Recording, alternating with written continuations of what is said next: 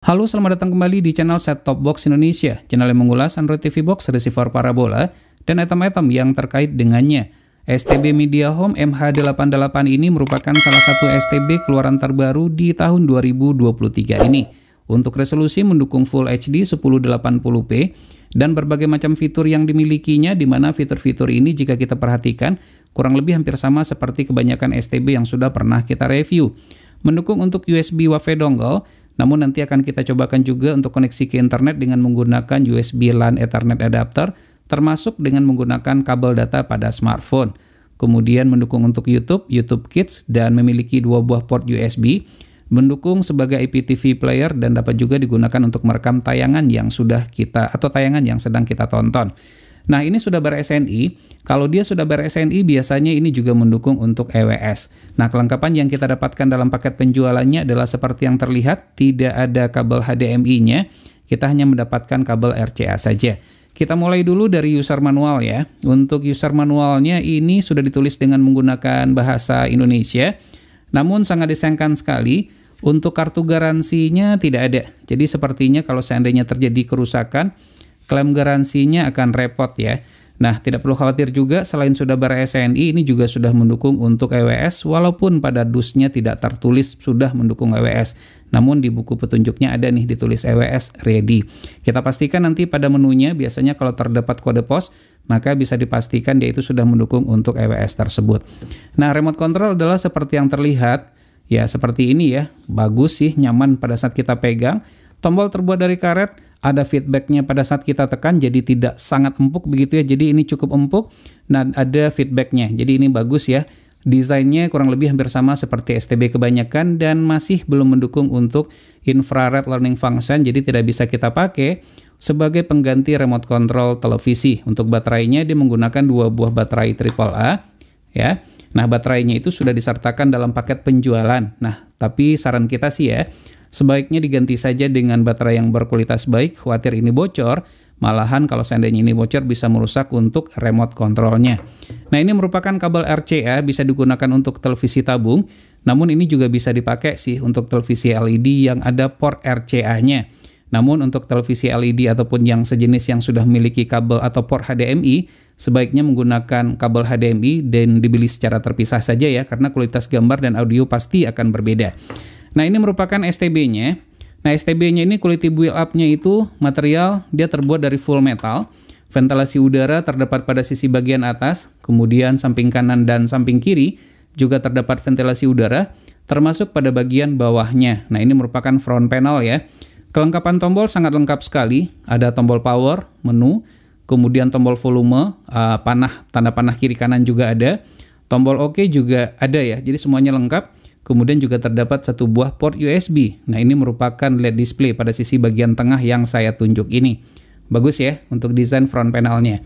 Dan sekarang kita lihat pada bagian belakang. Nah, ini merupakan pada sisi bagian belakang. Ini merupakan port ke antena. Bisa kita pakai untuk antena indoor ataupun outdoor. Lalu ini port USB. Jadi total kita mendapatkan 2 buah port USB. Lalu ini adalah port HDMI dan port RCA untuk televisi tabung ataupun televisi LED. Dan ini adalah untuk audio digital ya. Nah, untuk port USB ini nanti bisa kita pakai atau kita pasangkan selain daripada flash disk ataupun hard disk. Ini juga bisa kita pasangkan dengan menggunakan USB WiFi dongle. Baik, selanjutnya kita coba cek ya berbagai macam fitur yang terdapat pada STB ini. Yang jelas STB ini harganya affordable, terjangkau lah ya. Untuk link pembelian terbaik dapat dilihat di deskripsi video. STB ini dapat digunakan untuk televisi tabung dengan resolusi maksimal 720p dan televisi LED atau yang sejenis dengan resolusi maksimal 1080p Full HD. Berikut spesifikasi Mediahome MH88.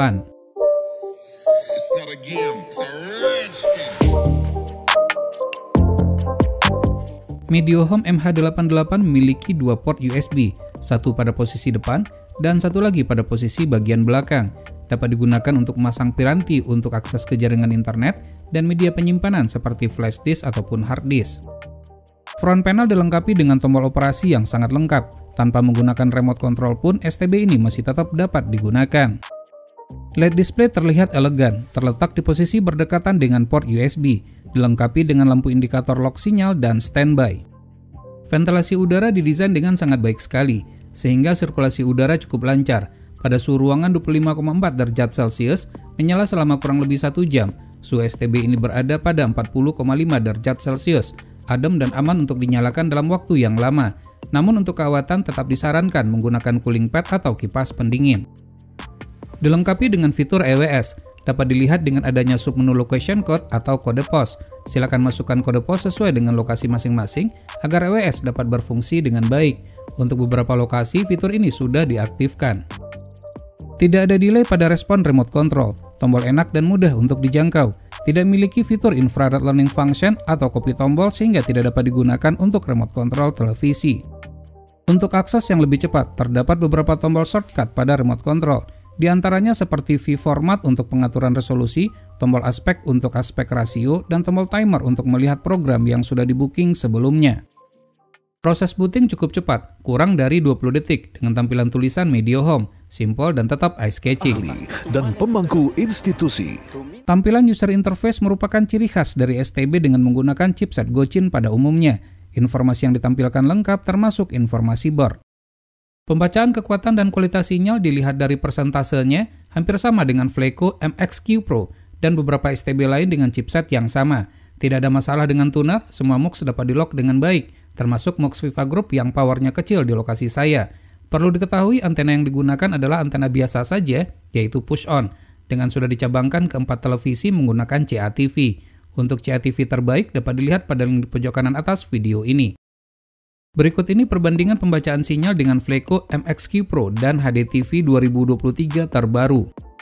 Walaupun terdapat perbedaan, namun bisa dikatakan untuk ketiga STB tersebut kepekaan sinyal sama saja, dengan menggunakan antena yang sama di lokasi saya, hanya berbeda di pembacaan sinyal saja.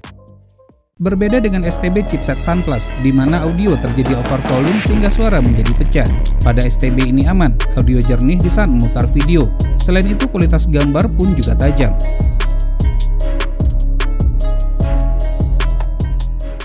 Perpindahan channel SD dan HD lancar, di mana terdapat freeze atau layar membeku di saat perpindahan channel. Namun hal tersebut bukan berarti delay. Untuk sebagian STB untuk mode perpindahan ini terdapat pilihan mode black screen dan freeze. Untuk channel tertentu yang sering ditonton maka dapat dimasukkan ke dalam kelompok favorit. Terdapat pilihan sebanyak 32 kelompok. Nama kelompok favorit tersebut dapat di-rename sesuai dengan keinginan pengguna. Channel juga dapat diurutkan dan namanya juga dapat untuk diganti. Menariknya untuk channel tertentu dengan alasan keamanan jika diinginkan maka dapat untuk di-lock, sehingga untuk menontonnya harus memasukkan kata kunci sesuai dengan yang sudah kita tentukan. Sama dengan STB lain, Media Home MH88 juga sudah dilengkapi dengan fitur EPG. Jika tersedia, fitur ini memudahkan bagi kita untuk melihat susunan acara termasuk sinopsis tayangan yang akan kita tonton. Tidak mendukung USB hub, namun dengan 2 port USB yang tersedia ini sudah cukup untuk kebutuhan pemasangan USB Wi-Fi dongle dan perangkat lainnya. Dengan fitur record dan time shift, maka kita dapat merekam tayangan tertentu dan mempause tayangan tersebut untuk sementara waktu. Jangan lupa untuk memasang flash disk ataupun hard disk terlebih dahulu melalui USB port yang sudah tersedia. Sekarang kita masuk ke tampilan menu dan akan kita bahas satu persatu untuk fitur-fitur pentingnya saja. Dikarenakan rancu, maka pilihan bahasa OSD kita pilih bahasa Inggris. Desain tampilan menu biasa saja, merupakan tampilan klasik bukan merupakan tampilan metro yang dapat kita temukan pada sebagian STB seperti Tanaka T2 Jurassic versi 3 dan lainnya. Pada pilihan program ada option LCN dan ACU. LCN berfungsi untuk mengurutkan channel secara otomatis sesuai dengan urutan yang telah diberikan pada MUX, dan ACU jika di-on-kan, maka apabila terjadi perubahan channel pada MUX, jumlah channel akan berubah secara otomatis tanpa harus di-scan ulang. Pilihan volume scope berfungsi untuk pengaturan volume. Terdapat 2 pilihan yaitu global, di mana volume disamaratakan untuk semua saluran yang tersedia, dan channel untuk pengaturan volume yang berbeda untuk masing-masing saluran.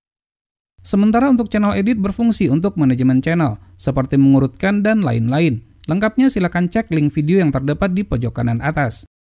Nah, ini yang tidak banyak diketahui pengguna, yaitu opsi power on play. Jika di-off-kan di saat listrik mati dan menyala kembali, maka STB akan berada di kondisi standby, artinya tidak langsung menyala, dan sebaliknya jika di-on-kan. Pilihan picture berisikan pengaturan untuk resolusi dan beberapa pengaturan lainnya. Kecerahan LED display dapat diatur dengan 3 tingkatan pilihan pada opsi panel setting. Pada menu search atau pencarian dapat dilakukan secara otomatis dan manual. Pastikan pilihan Short Mode adalah DVB-T2. Untuk antena power atau daya antena jika diaktifkan, maka akan berikan tegangan sebesar 5 volt. Pastikan antena yang digunakan mendukung. Jika tidak, maka sinyal akan zonk atau 0%. Menu option merupakan pengaturan untuk bahasa, subtitle, dan audio. Fleco MXQ Pro mendukung Dolby Audio, walaupun bukan berasal dari merek yang terkenal. Pilihan sistem berisikan banyak pilihan untuk pengaturan STB ini. Berikut pilihan pengaturan yang tersedia. Untuk mengembalikan ke setelan pabrik, maka dapat memilih factory reset dengan kata sandi 0 sebanyak 6 kali. Software upgrade adalah untuk upgrade firmware, dibutuhkan agar STB berada dalam performa terbaiknya. Dapat dilakukan melalui USB upgrade dan net upgrade. Untuk net upgrade, jika tersedia dan sudah terkoneksi ke jaringan internet, maka upgrade firmware dapat dilakukan. Sebaiknya menggunakan UPS untuk menghindari listrik mati yang dapat mengakibatkan kerusakan. Network setting merupakan pengaturan untuk akses ke jaringan internet, dengan pilihan koneksi yang lengkap kecuali dengan menggunakan USB modem. Dapat menggunakan USB Wi-Fi dongle dengan chipset MT ataupun RT, USB LAN Ethernet adapter, dan USB tethering menggunakan kabel data smartphone. Menu USB berfungsi untuk pengaturan sebagai media player, seperti untuk memutar video favorit yang tersimpan pada flash disk ataupun hard disk. Juga terdapat pengaturan PVR config untuk record dan time shift. Selain itu juga terdapat pilihan menu internet, Apple, DVB-to-IP setting, dan DLNA. Opsi internet berisikan aplikasi weather untuk melihat perakiraan cuaca, RSS untuk update berita terkini, dan aplikasi streaming IPTV. Submenu Apple berisikan aplikasi streaming yang didukung seperti YouTube, YouTube Kids, WeTV, dan TikToks. YouTube berjalan lancar, sayangnya walaupun resolusi sudah disetting ke 1080p, tetap saja resolusi maksimal adalah 720p saja. Untuk fitur search atau pencarian dapat berfungsi dengan baik, sehingga pengguna dapat mencari konten sesuai dengan yang diinginkan. Sementara untuk WeTV dan TikTok, pengguna dapat login dengan menggunakan akun masing-masing. Salah satu kelebihan STB ini, pengguna dapat menonton dengan menggunakan smartphone melalui fitur DVB-to-IP dan casting video menggunakan fitur DLNA DMR. Pastikan semua perangkat yang digunakan berada dalam satu jaringan yang sama.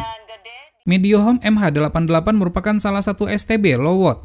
Untuk daya listrik maksimal yang dibutuhkan setelah kita ukur dalam keadaan menyala hanya 4,8 watt saja dan 0 watt dalam kondisi standby.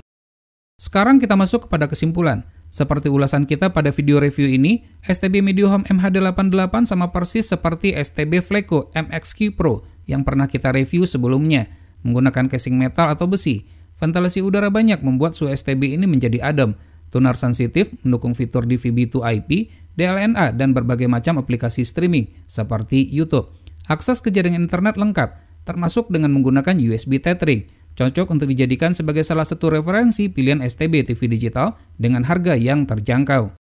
Baik, demikianlah video review ini. Semoga bermanfaat. Jika suka, silakan tekan tombol like. Jika tidak, silakan berikan komentar yang bangun. Jangan lupa untuk terus mensupport channel ini, cukup dengan cara subscribe, share ke sosial media masing-masing, dan tekan lonceng agar selalu mendapatkan notifikasi video terbaru.